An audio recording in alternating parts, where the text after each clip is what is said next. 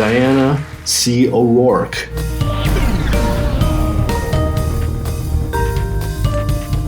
From Bizarre, and Diana is a producer,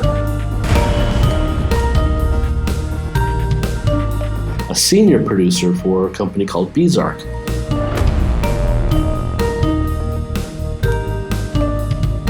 And she works on attractions and theme parks, and I imagine she'll tell us all kinds of things that she produces. So,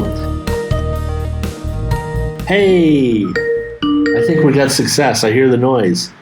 Hey, it's me. All right, there we go. Here you go. So welcome to BOPisode. I caught the trailer of the first one.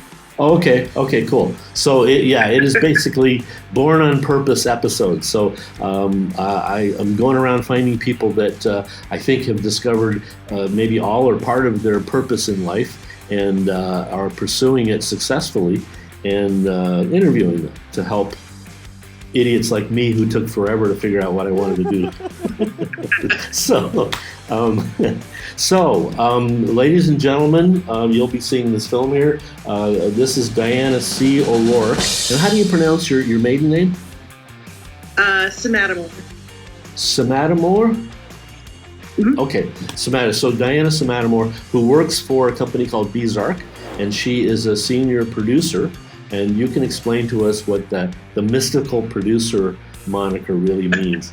And what I'd like to do is maybe just start out with, just a little bit of history about who you are and what kind of stuff you're doing, and where I'm headed, so that you can think about it as you're speaking, is I'm really kind of looking for the epiphanies, the moments in your life where you went, oh man, this is what I want to do. This is the yo-ho, this is the pirate's life for me kind of moments of this is what I want to do. So yeah, where are you from? Where did you get started? All that kind of good stuff.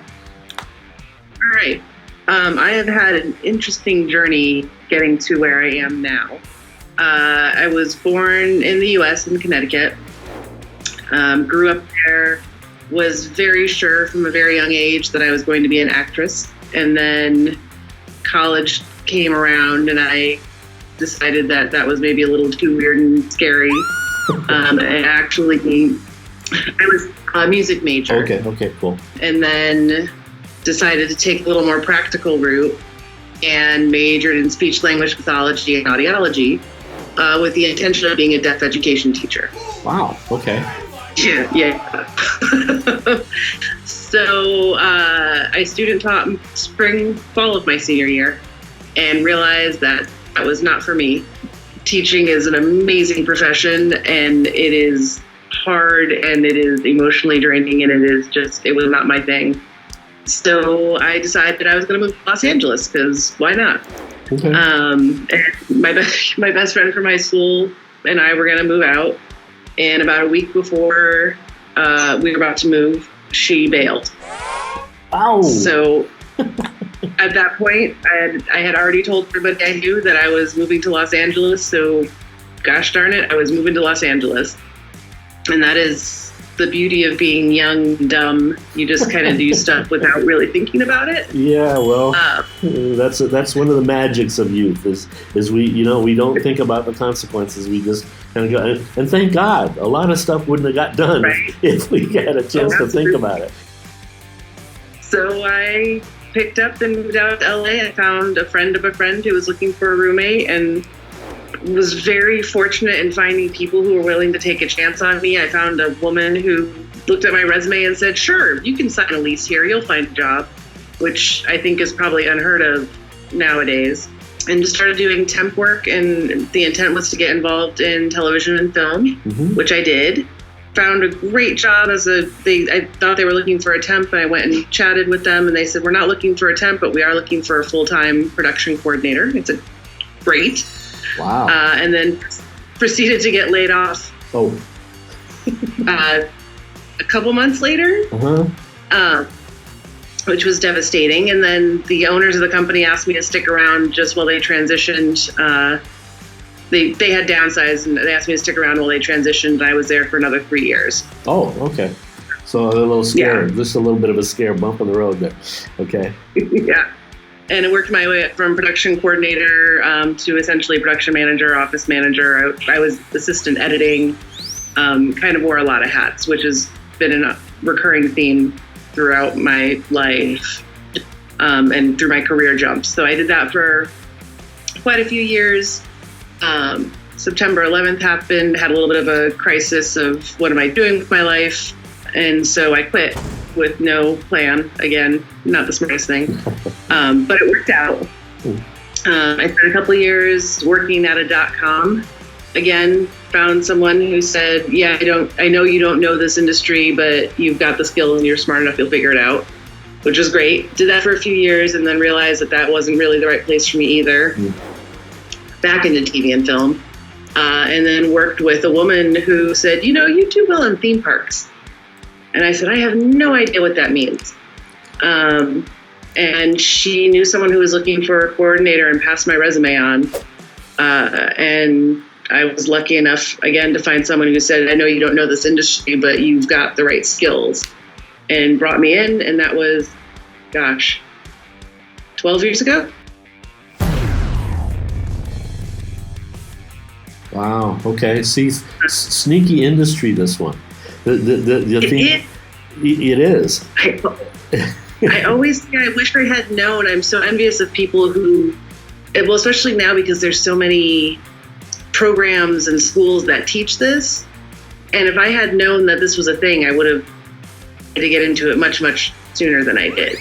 Many of the people that I talk to have this same thing of, we didn't know this was an industry. I mean, we'd gone to theme parks, we'd gone to carnivals, we knew that it existed, but the woof and warp of it, the details and all the undercarriage and the whole infrastructure that exists in this, it's a huge industry.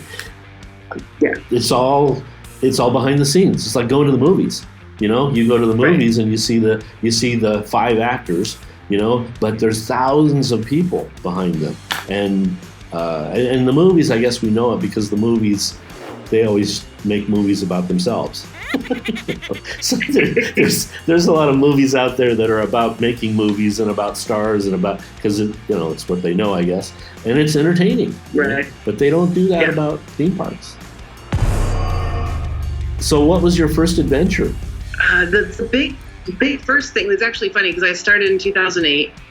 So again, got a job and then pretty much jumped into this industry right when everything crashed. Oh, yeah. Okay. But I was lucky enough, it got down to a small core group of people. I was over at the head of my group, and we were working on a project called Beyond All Boundaries, which is at the New Orleans World War II Museum, which was a wonderful experience. It's a project I'm really proud to have worked on because I was new and I was learning. I was happy to do whatever. You need to research, I'll do research. You need me to do accounting, Excel stuff, I'll do that. You need me to file stuff, I'll file stuff, whatever you need. That time was tough for a lot of people in the industry, but I think for me, it was a really good time to come in because I had an opportunity to touch a lot of things that I may not have if things were flourishing. So that was very fortunate, I think. I know it was tough for people, but it was a good time for me to get involved.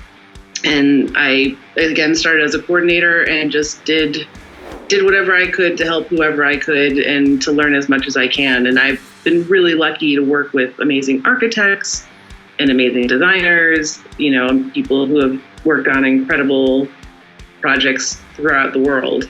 And I've just tried to kind of soak it all in. Was there a moment? Was there the epiphany moment when you went, man, this is what I really should be doing with my life? Was there one of those? That's a good question. I think, oddly, before I even started the job, I remember sitting in the interview and being told, this is sort of our weird little group of, it's everyone walks to the beat of their own drum, but everyone's all in one, everyone that does that is all in one place. Right. It's sort of where all weird kids went after school. And I was like, oh, these are my people. Okay. And sure enough, when I started meeting everybody in the office, I was like, yes, these are my people. These are the weird kids. Okay. These are the theater kids and the band kids and the chorus kids and the artsy kids that were kind of on the fringe, and we all found a place to hang out again. It's true, because that's, I found that too, and we all kind of come in. I had that same sense of throughout my life as a kid. I just seemed to be interested in different stuff, than the rest of the gang, and just kind of, just always felt a little bit loner kind of thing, and I'd get involved with stuff for a while, and then I'd kind of go, oh, this isn't so cool. That's why I kind of had this crisis, and this, the impetus for this whole show here is wow, I stumbled around a lot. It sounds like you did the same. It sounds like you kept kind of searching and poking around. So now it's been what? 2008. So you're almost. Have you seen changes in this industry once you kind of figured out what it was? Have you seen some pretty major changes? Yeah, well, I think, again, the shift of, and with my age group, I'm in my early 40s, I feel like there's all the sort of old guard, Imagineers, Universal, who worked on all the big projects, and there's this new group of incoming college graduates through all these programs, but there's a hole in the middle, sort of where my age group is. And there are people, I've got really smart, talented, but not a huge group. And it was sort of, for a while, it was when we were the younger group, it was that, well, who's going to take over? Because there's not really a lot of people here. So it's been interesting to see, all these schools churning out graduates that are, not only know about our industry, but have studied it and have this base knowledge that a lot of us didn't have coming in. So I think that's been the biggest change. Yeah, I think you're right.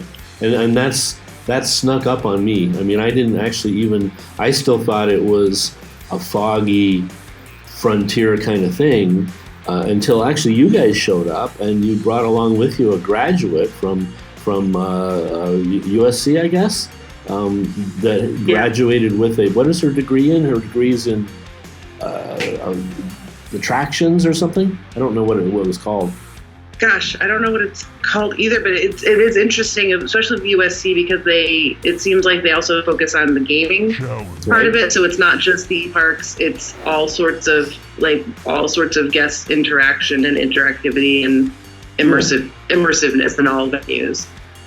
Yeah, and that's the first time that I had seen a formal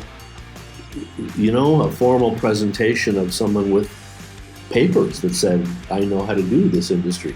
Because to me, like you, it was just, there's a musician, there's a writer, there's an artist, there's a faux painter, there's a sculptor, and we cobbled ourselves together to create a theme park or to create an attraction from these other sort of industries. And it's the first time that somebody came in the room and they had they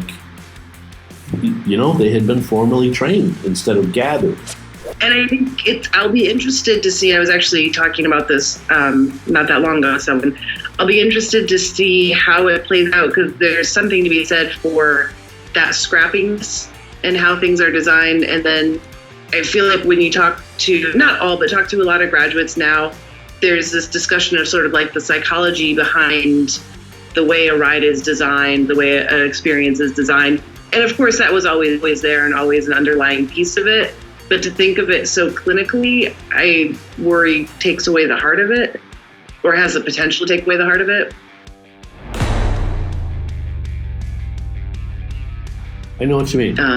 Yeah, because the people the gang that you and I worked with at the time that was happening, we were all that collection of hard knocks, just experiences from other things. Because see, I came from sets and scenery, so sort of I actually started with painting and drawing, and then tried to find a way to make money, so that turned into sets and scenery. That was a big vista for me of, wow, this is cool. Look at all the stuff you get to do this. And then I got this ache for something more permanent, which led me to architectural theming and design, and then eventually to theme parks. Which is I stumbled into it. It sounds similar. Yeah. Well, and I will say I can't remember the exact moment, but I remember when I was working at the .com thinking, okay, so I'm just like, I'm not a career person. I have jobs. Okay. And that's fine.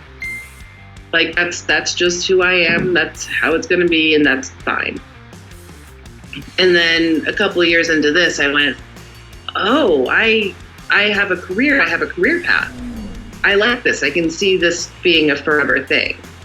And it was the first time where I was really thinking, like, I started as a coordinator, and then I was a project manager, a producer, because that's more creative, although it's still project management, producer, like, it's all very tangled up. But It's like I wanted that creative piece of it as well. And so I started gearing myself towards that, and then worked my way up to senior producer. And it's the first time I've really been excited about a career and wanting to be on a trajectory and wanting to build this thing in my life and not have to be just a job. It makes sense. And the thing that one of the attractive things that I found about it is that it really is a collection of stuff. We don't get real pigeonholed. We kind of have to stay broad-minded and collect things from all different kinds of genres to do what we do. And that keeps it, we weren't just a pipe fitter. Right. You go weld this to that, and you do it here and you do it there, and you're doing the same thing all the time. We are, we're woodworkers and pipe fitters and electricians, and then we have to sing a song, and then we get, it's this nice collection of stuff that, like you and I didn't know really existed until we stumbled onto it. And what I like about our industry, and it's the same thing I actually liked about film and television, is I remember talking with my dad's cousin at one point, and it was when I was in TV and film, and I was like, I really like, we have a shoot, we set it up, we shoot it, we edited it, and then we're done and we wrap it up, and then we go and do something new, talk to somebody new, it's a new project. And she goes, yeah, there are people who are marathon runners and there are people who are sprinters. You're a sprinter. And I went, oh, I am a sprinter. True. Like, that's exactly it. I love the diversity of projects. At one point I'm learning about World War II, and then I'm learning about the Monkey King, and then I'm learning about Hello Kitty, and then I'm like, you know what I mean? Like you have sort of that mile wide, inch deep knowledge, and you get to jump from subject matter to subject matter, from project to project. I like that. Yeah, that is nice. That is that for those of us with big, vast interests. And I think, it's like going to the movies. You get to, you watch the movie, you live that life, and then, then you go on to the next one. So you're not, because that was one of the things for me is one of the reasons I didn't pick something, because I didn't want to feel trapped. I didn't want to have this sense of I've got to do that every day for the rest of my life. I always wanted broader horizons and, less limits. So you mentioned the challenges now there are people that are selecting this. They're saying, I'm going to go do theme parks and attractions. And they're, and they're getting the schooling. Any other challenges that you kind of see in this industry right now? I mean, obviously the immediate challenge is what's happening over in China, and how it long-term is going to affect things and how things are going to roll out. So that, of course, is top of mind. Yeah. But I think it's really just, I feel like there's a lot of really smart, really seasoned, amazing people who are heading towards retirement really soon. Yeah, you're right. It'll be interesting to see how that shift happens. Yeah, because you're right. Because you got these really young kids, and then you've got these really old kids that started with started this industry in the 50s and 60s, and now they're reaching and I'm part of that club. I'm getting to the end now, and there seems to be this missing middle that you talk about. There is a core group that is coming up, is that in that fill section that can fill the gaps, but we can't fill all the gaps. And I worry about that sort of institutional knowledge and the experience that will get lost. And again, the knowledge base is there, but the experience is missing. Right. And if that goes out of balance, it might be a problem. I think a big problem, because we're all about emotion. It's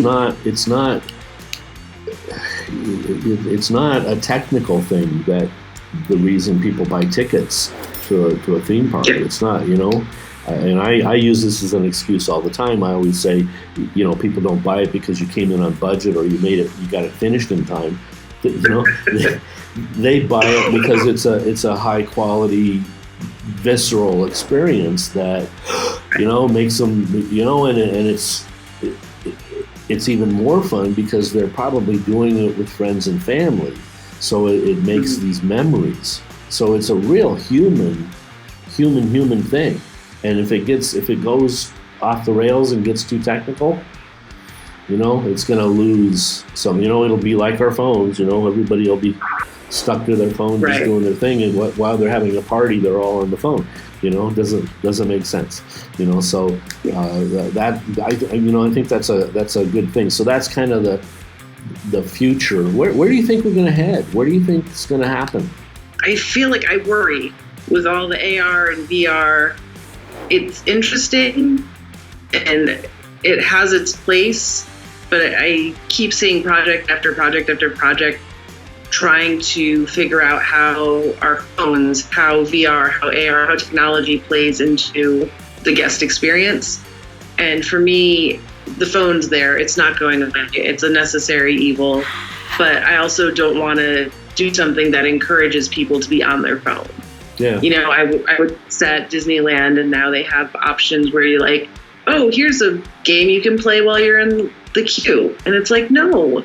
Let people, let them be forced to talk to their family. Let them be forced to talk to their friends. Let them be forced to talk to the people behind them or in front of them. The moment you insert a phone there, you kind of take away opportunity for spontaneous interaction with other people.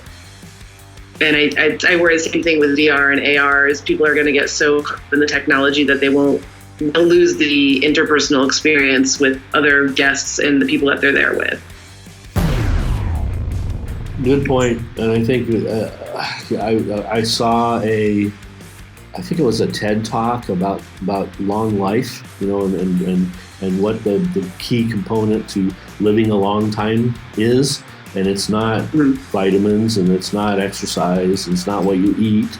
It's interpersonal reactions. And I'm talking to a picture of you on a screen here, but but it's closer to it. I mean, we're actually having a two-way conversation, and that's stirring up stuff in our brains and our minds, and we're releasing enzymes and hormones and stuff that help you live longer. And that's what this lady that did the TED Talk was talking about, is that it is a function of not only just friends and family, but the guy that delivers your mail, the lady at the cashier register, it's that interpersonal. That's how we're set up. We're tribes of folks. So if you're a good tribe member, you'll live longer.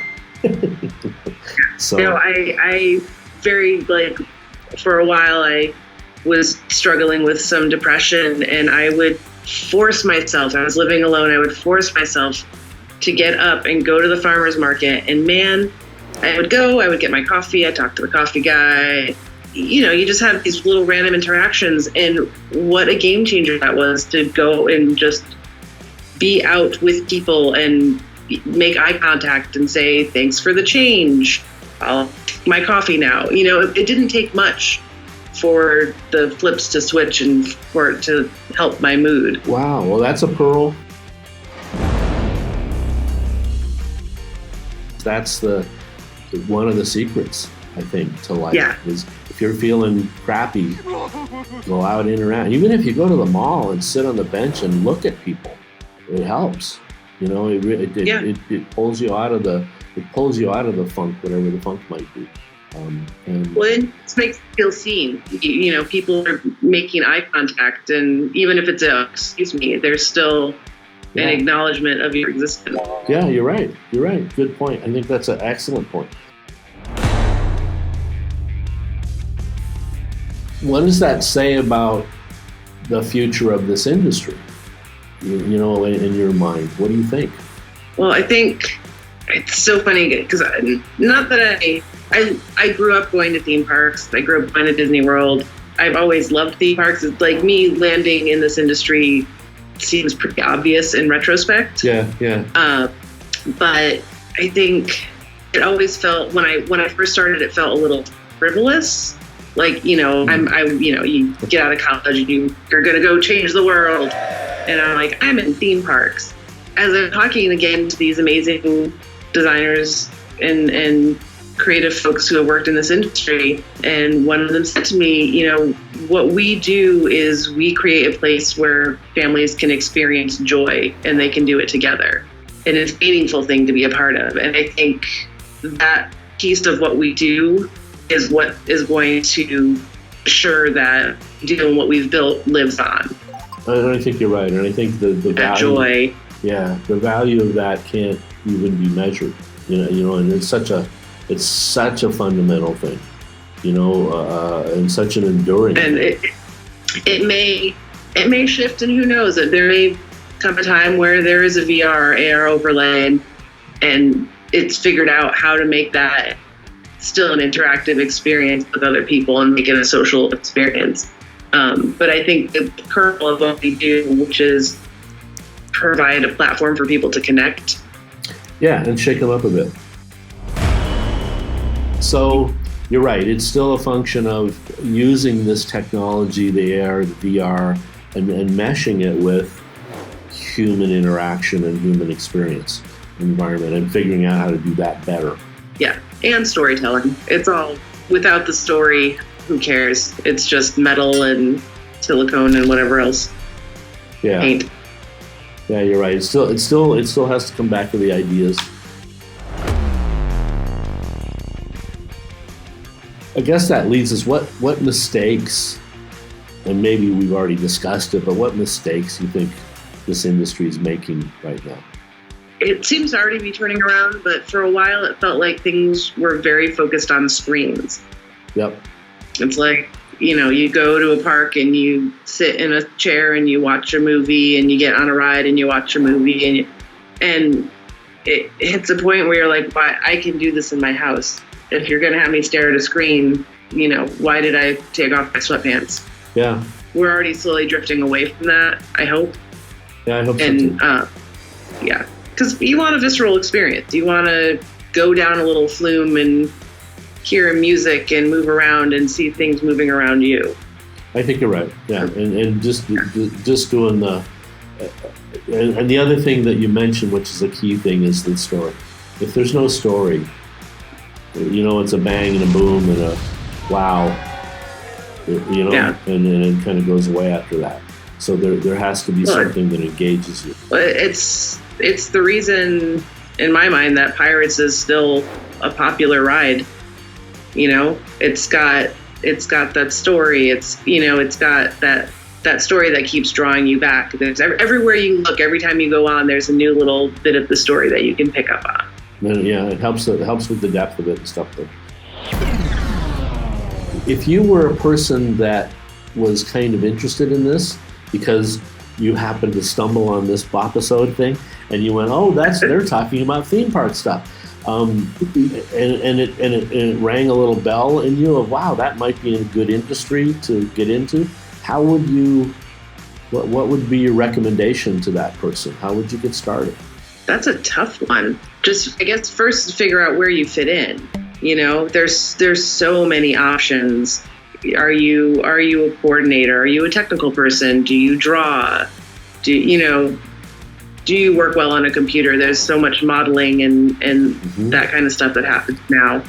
Take as many classes as you can, even if it's free, even if it's the lindy.com, just to get up on software and that kind of thing. And then network, talk to people, go to any event you can and just start talking to people, because that's really, at least for me, every job I've gotten has been about timing. Not necessarily being in the right place at the right time. You have to have the skill and you have to have the work ethic, but you just need to start making the connections and letting people know that you're interested in getting involved, and really send your resume out, whenever you can. Give your card to every person you meet, and with any luck, that person will have a job or know someone who has a job.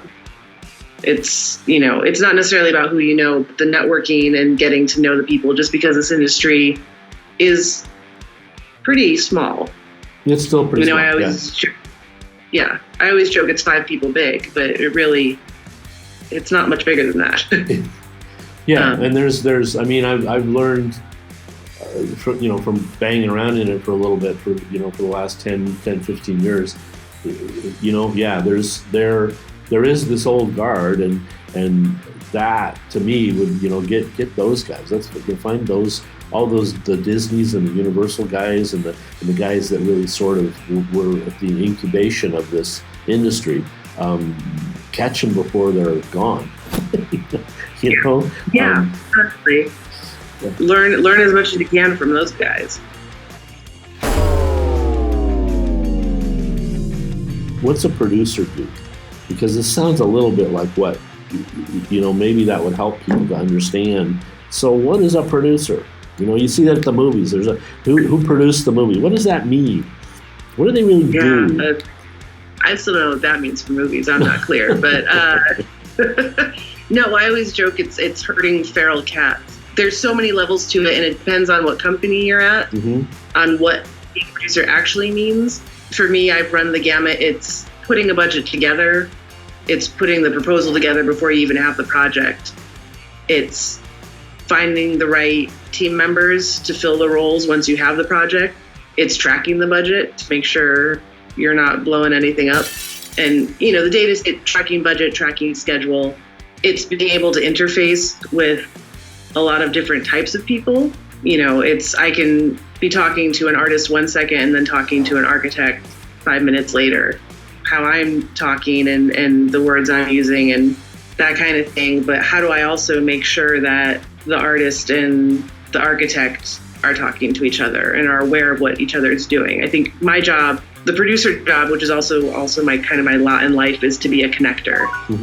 I need to make sure that all the people that are working and doing the nuts and bolts are talking to each other and know what the other is doing. Because I keep focusing on art and architecture, but you can draw something, but if an architect can't draw it, if physics don't apply, then it doesn't matter what the artist is drawing. And an architect can draw a box, but if they don't understand the story and the intent behind it, then what they're drawing isn't going to be effective. And it's talking to technology. I don't know much, but I am surrounded by smart people who do. It's not my job to understand how, a gaming system works or how show control works. But it's my job to make sure that the show control people understand what it needs to do and that they're talking to the right people to get the right end result. So I am really just sort of a hub that makes sure information is passing through. So main facilitating to get an interpreter sort of, speaking the art language to the technical guy and to the construction guy and the people that have to actually implement it. Yeah. And then also just the humanity maintenance part of it too. It's easy enough to make sure that one guy's talking to the other guy.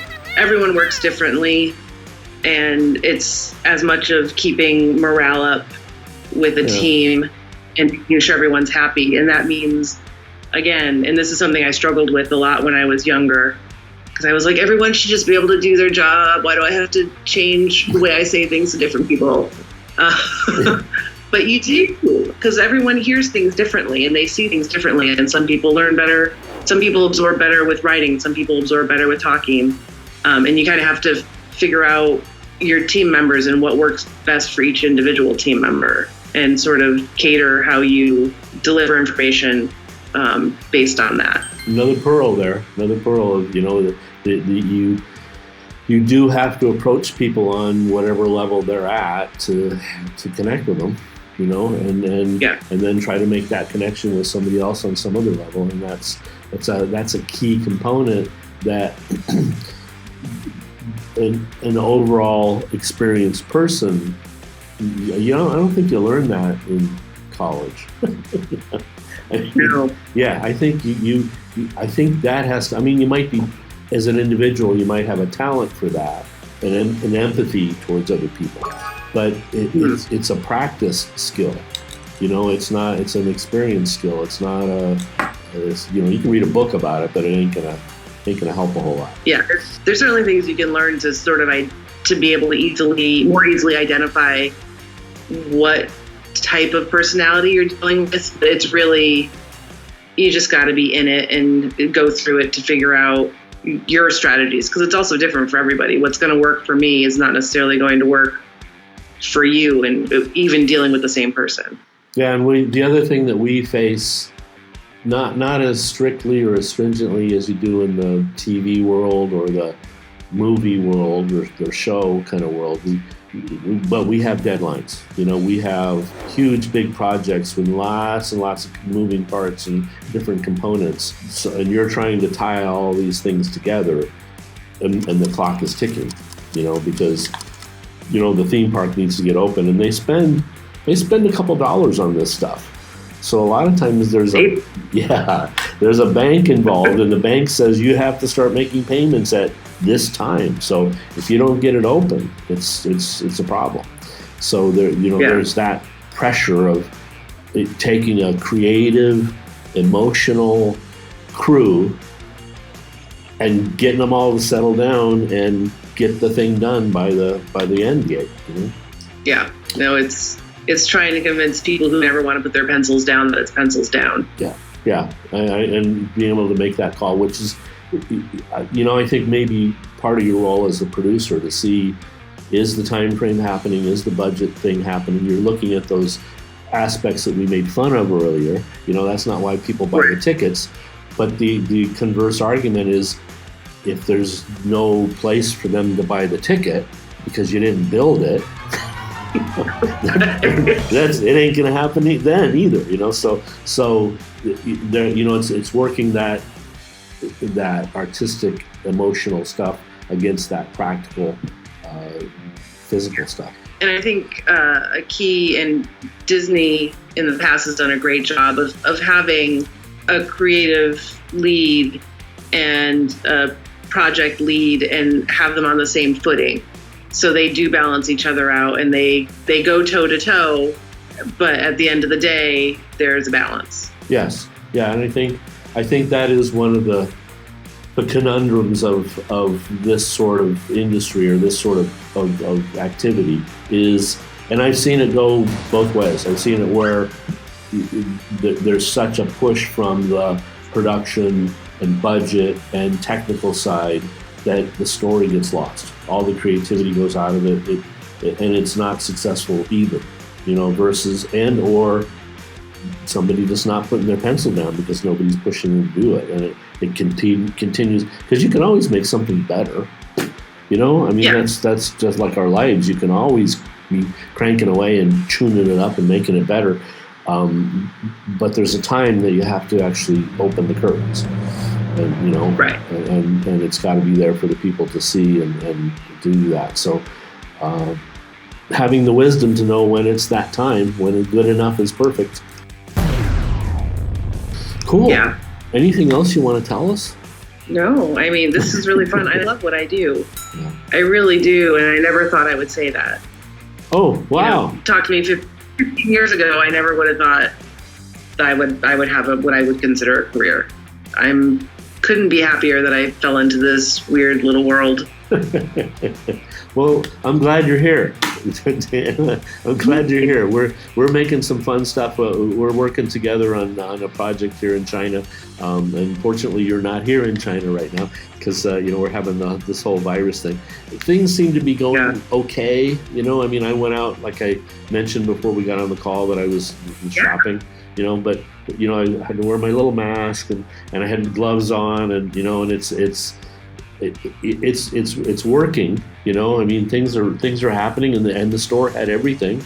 It had all fresh vegetables and fruits, and everything's normal except for it's not crowded, and everybody's got their masks and gloves and stuff like that. So hopefully they're at this time. I think they kind of are around in the corner, but we're still not back at work. And right. And that this kind of thing is pretty devastating to this industry, which is getting people together, and you don't want getting them together when there's something going around. Right. So we'll see. This will be a very interesting year for us in our industry, and see how we can recover, and hopefully it'll be a good thing. It'll be a happy ending. It will be. Cool. We'll get there. Okay. Well, thank you so much, Diana. Anything else you want to say to all the fans out there? And we'll wrap this up. Okay. All right. Take care. All right. Thanks, Bob. All right. Have a good night. You too. All right. Bye-bye. Bye.